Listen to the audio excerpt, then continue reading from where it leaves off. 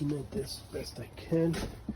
So first issue with the Revel here is this cabinet separating from the sink. This is the sink cabinet.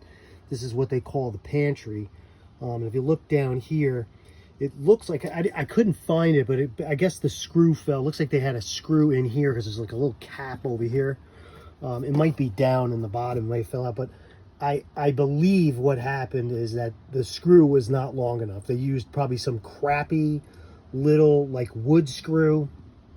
And that's what it looks like is down here. If you look here, you can see there. There's the same thing there, and it's just not deep enough or strong enough. So what I did is I'm actually going to go and put these. These are 3.5 inch. I don't even know the dimensions. 3.5 by 3/8, I think, bolts. And I'm actually going to drill through back here. I got these drawers out. So I'm going to drill through back here.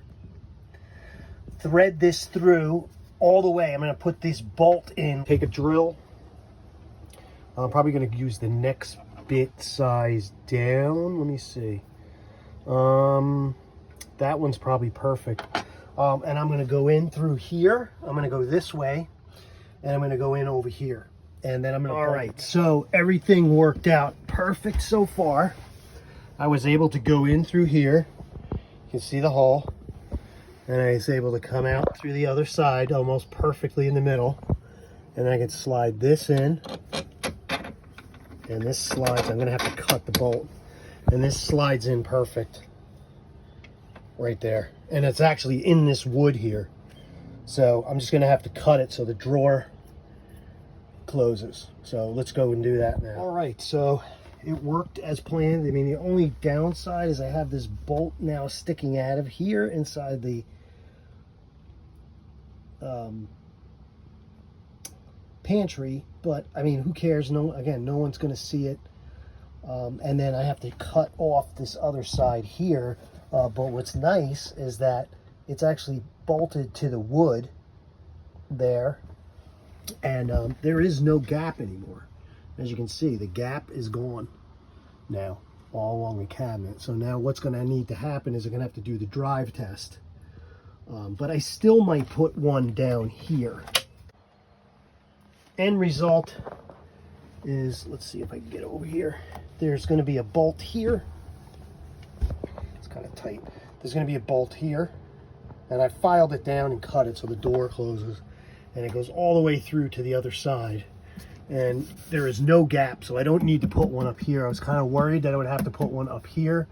The problem with that is I would have an exposed bolt up here. And that would kind of look like crap if I had to do that. But it pulled it in nicely, so it was actually loose down the bottom here. And then I put a second one. I didn't need to, but I put a second one in right there. And this goes into the heat exchanger box, which is just, you know, dead space anyway. No one's going to see that, but nonetheless. And then you can see there's a small gap like right here. I could tighten it down, but I don't want to tighten it too much. You can see there's an original bolt in there as well, if you can look. But so that's kind of where we're at now. And so I'm going to put the doors back in. And as I said, I kind of see this as being something, well, the reason why I even documented this is kind of see this being something that happens because they just aren't fastening this bottom part to this pantry cabinet. As I said, it looked like they were using like little wood screws, and that's not really going to be enough to hold these cabinets together, but now they're bolted together. And so we'll see. We'll do a drive test and see what happens.